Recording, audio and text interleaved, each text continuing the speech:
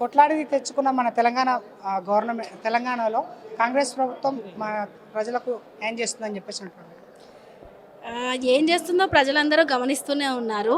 ఇప్పటికే అతి తక్కువ సమయం అయినప్పటికీ 2 నెలల కాలమే అయినప్పటికీ 10 ఏండ్ల అభివృద్ధి అనేది వెనక్కి పోతున్న సంగతి ప్రజలందరికీ కనిపిస్తూనే ఉంది. ఇప్పటికిప్పుడు అతిపెద్ద సమస్య ఏంటంటే ఏదైతే 10 సంవత్సరాల నుంచి లేదు రాష్ట్రము డివైడ్ అయిన తర్వాత ఏదైతే తెలంగాణ నీళ్లు నిధులు అనే అంశాల గురించి ఏదైతే కొట్లాడి మనం ఈరోజు కృష్ణా వాటర్ విషయంలో కావచ్చు ఏదైతే ట్రిబ్యునల్కి మనం చెప్పిన సందర్భం కావచ్చు, అంటే వాటాలను పంచే విషయం కావచ్చు, అటువంటి విషయాలన్నింటినీ ఎన్ని రకాల ఇబ్బందులు ఎదురైనప్పటికీ అప్పుడున్న బీఆర్ఎస్ ప్రభుత్వం అనేది బోర్డుకు అప్పచెప్తూ ఏ రోజు కానీ సంతకం చేయలేదు. కానీ ఇప్పటికిప్పుడు కాంగ్రెస్ ప్రభుత్వం వచ్చిన 2 నెలల కాలంలోనే బోర్డుకు అప్పచెప్పుతూ కృష్ణా వాటర్ విషయంలో సంతకం చేయదాన్ని రేపు భవిష్యత్తు తెలంగాణ సాగునీటి విషయంలో కృష్ణా వాటర్ విషయంలో తాగునీటి విషయంలో ఎటువంటి సమస్యలను ఎదుర్కొంటుంది అనేది ఈరోజు కార్యకర్తల సమావేశం కావచ్చు, మిగతా అన్ని సమావేశాల్లో కేసీఆర్ గారు చెప్తూనే ఉన్నారు, మమ్మల్ని చైతన్యపరుస్తూనే ఉన్నారు. కాబట్టి చాలా ఇబ్బందికర పరిస్థితుల్లో రేపు భవిష్యత్తు తెలంగాణ ఉండబోతుంది. దానికి పునాదే ఈరోజు కాంగ్రెస్ ప్రభుత్వము. ఈ సంతకం కూడా ఒక దారి అని చెప్పొచ్చు, పునాది అని చెప్పొచ్చు. దానికి ఖచ్చితంగా గులాబీ శ్రేణులను కొట్లాడి ఏదైనా సరే సాధించుకోవడం అనేది బీఆర్ఎస్ పార్టీ యొక్క జన్మ హక్కు. మేము అదే దిశగా పోరాటం చేశాము. రేపు భవిష్యత్తులో కూడా ఏదైతే తెలంగాణ ప్రాంతానికి సంబంధించిన ఎటువంటి ఇబ్బందుల దిశగా ఈ ప్రభుత్వం నిర్ణయం తీసుకున్నా మేము కొట్లాడడానికి ముందుంటాం. కేసీఆర్ గారు ప్రజాక్షేత్రంలోకి వచ్చారు కదా మేడం, ఇప్పుడు నెక్స్ట్ ఎలా ఉండబోతుంది చూస్తారు కదా, నెక్స్ట్ ఎలా ఉండబోతుందో. ఇంకా నాకు తెలిసి మొన్న అసెంబ్లీలో ట్రైలర్ చూశారు, భవిష్యత్తులో సినిమా చూస్తారు. కృష్ణా బేసిన్ ఇప్పుడు కేఆర్ఎంబీకి అప్పచెప్పారు కదా, అది ప్రజలకు న్యాయం చేస్తుందని చెప్పేసి మీరు అనుకుంటున్నారు? మీరు ఏ రకంగా న్యాయం చేస్తుందని అడగగలుగుతున్నారు? ఏ తెలంగాణ బిడ్డ కూడా అది యాక్సెప్ట్ చెయ్యండి. ఏ రకంగా అప్పచెప్తారండి? అది ఎట్టి పరిస్థితుల్లో న్యాయము అంటే ఇప్పటి వరకే వాటాలు పంచాలి.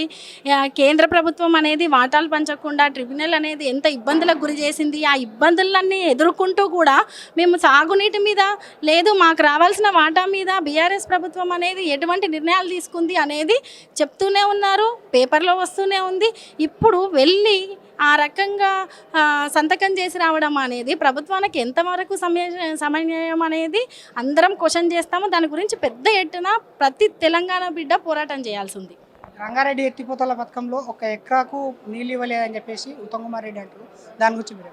ఈరోజు తెలంగాణలో ఒకటండి, ఇంతకుముందు తెలంగాణలో ఒక 30 ఎకరాలు 20 ఎకరాలు ఉన్న రైతు కూడా 4-5 గుంటలు లేదంటే 1 ఎకరా మాత్రమే పండించుకునే పరిస్థితి ఉంటుండే. అంటే సాగునీరు అంత మాత్రమే అందే పరిస్థితి ఉంటుండే. ఈరోజు లక్షల ఎకరాలకు సాగునీరు అందిస్తున్నాం. మొన్నటికి కొండా సురేఖ గారు ఏం చెప్పారు? రంగనాయకమ్మ సాగర్ని చిన్న బటన్ స్విచ్ పైకి ఆన్ చేస్తూ మొత్తం ప్రాజెక్టే వాళ్ళు కట్టినట్టు మేము లక్షల ఎకరాలకు సాగునీరుగో ఎడమ కాలువ నుంచి ఇంత అందుతుంది, కుడి కాలువ నుంచి ఇంత అందుతుంది, 1,10,000 ఎకరాలకు రంగనాయకమ్మ సాగర్ నుంచి సాగునీరు అందిస్తున్నాము అని చెప్పారు. అంటే వాళ్ళే ఒకరు తెలంగాణ బీఆర్ఎస్ ప్రభుత్వము అసలు ఎటువంటి సాగునీరు అందించలేదని ఒకరు మాట్లాడతారు, మళ్ళీ స్విచ్ ఆన్ చేసేసి ఈరోజు 1,00,000 ఎకరాలకు సాగునీరు అందిస్తున్నామని ఒకరు మాట్లాడతారు. ఆ రకంగానే దక్షిణ ఉత్తర తెలంగాణను బేస్ చేసుకొని దక్షిణ తెలంగాణలో ఎటువంటి ఇబ్బంది లేకుండా కాళేశ్వరం ప్రాజెక్ట్, ఈ పాలమూరు ప్రాజెక్టు కావచ్చు, ఉత్తర తెలంగాణలో ఎటువంటి ఇబ్బంది లేకుండా కాళేశ్వరం ప్రాజెక్టు కావచ్చు, ఇలా పెద్ద ఎత్తున వ్యవసాయ రంగం మీద బీఆర్ఎస్ ప్రభుత్వం అనేది కృషి చేసింది. వ్యవసాయ రంగ అభివృద్ధికి వాళ్ళు మాట్లాడే మాటల్లో నిజాలు లేవన్న సంగతి ప్రజలందరికీ తెలుసు. ఇప్పుడు శ్రీశైలం నాగార్జున సాగర్ ప్రాజెక్టుల వల్లనే మనకు కొంతవరకు కరెంట్ అయితే ఉత్పత్తి అవుతుంది. ఇక్కడ మన ప్రాంతాలకు మహబూబ్నగర్, ఉమ్మడి మహబూబ్నగర్, ఖమ్మం ఈ ప్రాంతాలకు 200 యూనిట్లు కరెంట్ ఇస్తా అని చెప్పేసి అంటారు. కేఆర్ఎంబీకి వీళ్ళు అప్పచెప్తే అది సాధ్యం అవుతుందా? అది ఎట్టి పరిస్థితుల్లో సాధ్యం కాదండి. అది ఒకవేళ కేఆర్ఎంబీకి అప్పచెప్పడం అనేది అది అసలు భయంకరమైన కుట్ర. దాన్ని ప్రతి ఒక్కరం తిప్పికొట్టాలి. ఒకటి. రెండవది, ఒకవేళ అప్పచెప్పకపోయినా లేకపోతే దానికి మేము తిరగబడతామో దాన్ని వెనక్కి తీసుకునేటట్టు చేస్తాం, అది వేరే సంగతి.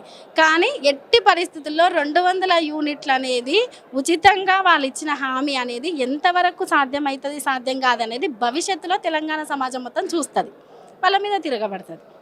ఈ కేంద్ర పార్టీలు ఉన్నాయి కదా మేడం, కాంగ్రెస్, బీజేపీ, ఇవి మన ప్రాంతీయ పార్టీలను డామినేట్ చేస్తుంటాయా, మన అస్తిత్వాన్ని కోల్పోయేటట్టు చేసామని చెప్పేసి? అవును, ఇప్పుడు దేశవ్యాప్తంగా రాజకీయ చరిత్రను చూసుకుంటే ప్రాంతీయ పార్టీలను అంటే ప్రాంతీయ పార్టీలు ఆయా ప్రాంతాల యొక్క హక్కుల గురించి, ఆయా ప్రాంతాల అభివృద్ధి గురించి, ఆయా ప్రాంత ప్రజల సంక్షేమం గురించి ప్రాంతీయ పార్టీలు పెద్ద ఎత్తున నిలబడ్డాయి అన్న సంగతి ప్రతి ఒక్కరికి తెలిసిందే. కేంద్ర ప్రభుత్వాలు ప్రాంతీయ పార్టీలను ఎప్పుడైతే తొక్కిపడేస్తే ఆయా పార్టీల మనగడ మరీ మరీ మరీ అభివృద్ధి చెందుతుంది అనే దిశగానే అడుగులేస్తుంది. అది దేశం మొత్తం కనబడుతుంది. ఈరోజు ఒక తెలంగాణ ప్రాంతం అని కాదు, మొత్తం దేశం మొత్తం అదే దిశ కనబడుతుంది. కేసీఆర్ గారి నేతృత్వంలో ఇప్పుడు లోక్సభ ఎన్నికలు ఏ విధంగా నిర్ణయాలు తీసుకోబోతున్నారు దాని గురించి? ఖచ్చితంగా బీఆర్ఎస్ శ్రేణులు అనేవి వాళ్ళు ఏవైతే హామీలు ఇచ్చారో, ఏదైతే అవి ఎంతవరకు అమలు చేసుకోగలుగుతారో చేసుకోలేరు, వాటి వల్ల ప్రభుత్వం మీద పడ్డే బర్డెన్ ఏంటి, ప్రజలకు జరిగే నష్టం ఏంటి, అన్ని రకాలుగా చెప్పడానికి చాలా సిద్ధంగా ఉన్నారు. చాలా బలంగా కొట్లాడడానికి ఉన్నారు. పార్లమెంట్ ఎన్నికల్లో బీఆర్ఎస్ శ్రేణులు మరొకసారి తెలంగాణ ఉద్యమం ఎంత బలంగా ఉంటుందో అంత బలంగా కొట్లాడడానికి తయారవుతుంది. లోక్సభ ఎన్నికల్లో ఎన్ని సీట్లు గెలవబోతుంది మేడం? మీరు ఎక్కడి నుంచి పోటీ చేయబోతున్నారు? మేము అన్ని సీట్లు గెలవాలనుకుంటున్నాము. మీరు ఎక్కడి నుంచి పోటీ చేస్తారు? ఒకటండి, కేసీఆర్ గారు ఇప్పుడు మాకైతే నాకు కావచ్చు, సాయి చంద్ గారికి కావచ్చు, కేసీఆర్ గారు సాయి చంద్ను కేసీఆర్ గారి దత్తపుత్రుడు అని అంటారు. సో మమ్మల్ని ఒక కుటుంబ సభ్యుల్లాగా ఆదరించారు. అంతే అదిగా పార్టీలో ఎన్నో సంవత్సరాల నుంచి సాయి చంద్ గారు ఉన్నారు, తదనంతరం నేను ఉండడం జరిగింది. కేసీఆర్ గారు ఏ దిశా నిర్దేశం చేస్తే, అంటే మేము బాపు అని పిలుచుకుంటాం, కేసీఆర్ బాబు గారు ఎటువంటి దిశానిర్దేశం చేస్తే నేనే కాదండి బీఆర్ఎస్ శ్రేణులు అందరూ అటువంటి దిశలను నడవడానికి రెడీగా ఉంటారు. కాబట్టి ఏదైనా కేసీఆర్ గారి నిర్ణయం, కేసీఆర్ గారు ఏ నిర్ణయం తీసుకుంటే ఆ నిర్ణయం దిశగా మేము ఉంటాం. ఈ కాంగ్రెస్ పాలన ప్రజలకు న్యాయం ఎంతవరకు చేస్తుంది మేడం? దీనికి మీరు ఏ విధంగా ముందుకు పోతారు? మీరు ఈ క్వశ్చన్ అడగడమే అదండి. కాంగ్రెస్ పాలనలో న్యాయము అంటే ఒకవేళ నిజంగానే కాంగ్రెస్ పాలనలే కనుక న్యాయం జరిగి ఉంటే ఈరోజు భారతదేశ పరిస్థితి ఇలా ఉంటుండేనా? భారతదేశంలో కాంగ్రెస్ పరిపాలించినంత, అంటే ఇంతకుముందు కాంగ్రెస్ పరిపాలన చూసాం, స్వాతంత్రం వచ్చినప్పటి నుంచి చూస్తున్నాము. ఆ పరిపాలన ఆ రకంగా ఉందనే కదా ప్రజలు తిరస్కరిస్తున్నారు, ప్రజలు యాక్సెప్ట్ చేయట్లేదు. కాంగ్రెస్ పరిపాలనలో న్యాయం అనేది ఉండదండి. కాంగ్రెస్ పరిపాలనలో బహుశా మనం చూసుకుంటే కుంభకోణాల చరిత్ర ఉంటుంది. అంటే 60 సంవత్సరాల కాంగ్రెస్ పాలన కంటే ఈ 10 సంవత్సరాలు కేసీఆర్ పరిపాలించిన దాంట్లోనే ఎక్కువ అన్యాయం జరిగిందని చెప్పేసి నా ప్రెస్ మీట్లో రేవంత్ రెడ్డి అంటున్నాడు. దాని గురించి ఒకటండి, వాళ్ళు తెలంగాణను సాధించిన నాయకులు అంటే ఎప్పుడు కానీ ఏ ఉద్యమం అయినా సరే నాయకత్వ లోపం వల్ల అనేక ఉద్యమాలు నీరుగారాయి. ఇక్కడ నాయకులు కేసీఆర్ గారు చాలా బలంగా ఉన్నారు కాబట్టి ఈ ఉద్యమం అనేది నీరుగారలే, సక్సెస్ అయింది. ఏదైతే తెలంగాణను సాధించిన చరిత్ర కావచ్చు, తెలంగాణ అభివృద్ధి చరిత్రను రెండిటిని ఈ యొక్క బీఆర్ఎస్ పార్టీకి కావచ్చు, కేసీఆర్ గారికి అయ్యో దక్కుతుందనో ఏదో ఒక రకమైన అక్కసుతోటి, లేదు తెలంగాణ ఇతర రాష్ట్రాలతో పోలిస్తే అభివృద్ధిలో కొంచెం ప్రగతి పదంలో ఉందన్న ఒక అక్కసుతోటి వాళ్ళ పరిపాలన అనేది సక్రమంగా సాగే పరిస్థితి లేదని వాళ్ళకు తెలిసి ఈ కారణాలతోటి బురద జల్లే ప్రయత్నం చేస్తున్నారు. వాళ్ళు ఎంత బురద జల్లినా తెలంగాణ ప్రజలు దాన్ని నమ్మరు. ఎందుకంటే తెలంగాణ ప్రజలు చూశారు, 24 గంటల కరెంటు చూశారు, రైతు బంధు లాంటి పథకాలు చూశారు, అభివృద్ధిని చూశారు, ఐటీ రంగంలో అభివృద్ధిని చూశారు. కాబట్టి ఒకటని నేను చెప్పలేనండి. ఈరోజు చెరువుల పరిస్థితి చూశారు, అన్నీ తెలంగాణ ప్రజలు చూస్తున్నారు. ఇదొక ఎదురు దెబ్బ. మేము పార్టీ కూడా సవరించుకుంటుంది, చిన్న చిన్న లోపాలను సరిదిద్దుకొని ఖచ్చితంగా బురద జల్లే కార్యక్రమాన్ని తిప్పికొడతాం.